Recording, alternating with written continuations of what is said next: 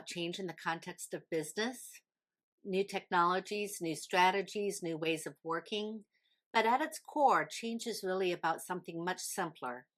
It's about how we learn.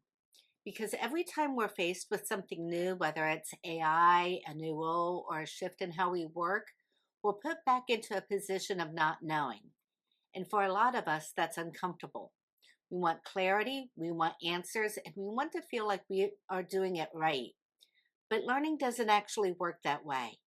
It's messy, it's exploratory, and sometimes it requires us to be willing to try something without knowing what's going to happen next. That's what makes the story from Sandy Hofmann so fun. It's a simple moment from her time as a teacher, but it captures something I think we all need to remember right now. And that's the willingness to explore, and that's where growth really begins.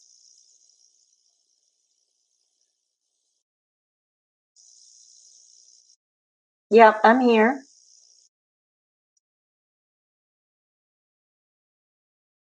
Okay.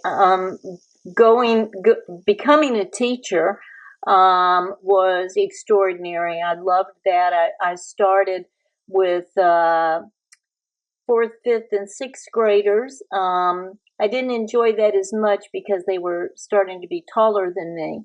And so I ended up teaching first grade. And what an extraordinary foundation that was for me, because if you can work with a first grader, you can work with executives at any level. Because frankly, the things that work with children work with adults, and learning how to adjust myself to each of those little personalities budding was extremely beneficial, because they're at the first days of their formal education, and what you're finding is that everything's extraordinary. I think my favorite story from that time is I had one 6-year old, this first grade, named Triana. And Triana came from a very poor family, very uneducated family. I think her parents both worked at the Atlanta airport in facilities, and when the day came that they started out with only the primary colors in their hands, the 64 box colors, 64 color crayons in the box was relegated to the second half of the year. So they only got red, blue, and yellow crayons. That was it. And when I asked Triana at Thanksgiving to color the feathers, I wanted her to color all the turkey feathers yellow, and she did that. And I said, now I want you to get your red crayon and color over the same feather, yellow feather, with red. And she did, and she went, oh, I've got orange.